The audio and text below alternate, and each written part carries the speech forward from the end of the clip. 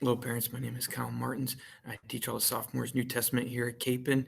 My three objectives in New Testament are to pray with Scripture, to read Scripture, and to study it. So the very first thing we do at the beginning of every class is to pray with the gospel that's being read at Mass that day. And then after that, we get out our Bibles and we read a chapter. We're reading through Luke's Gospel in class at the beginning. And so we read a chapter of Luke's Gospel together, and then we take a quiz over it.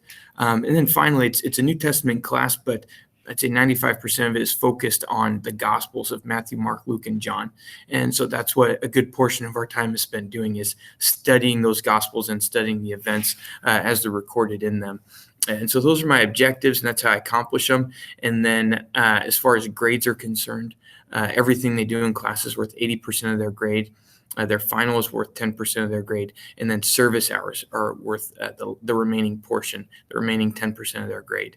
And so just kind of on that note, that's one thing I'd really like to emphasize, is that your children, if they do not already have school hours logged in Power School service hours, that they be proactive about that. There's about a 2-week window in between when we return from Thanksgiving break until service hours are due. And if they come back from Thanksgiving break without any hours logged or without any service being performed, they're going to have a hard time finding opportunities during those remaining 2 weeks. So I've been encouraging them in class, and I'm hoping you encourage them as well, as being proactive, talking to teachers, listening to the announcements, asking me, and just looking for those opportunities.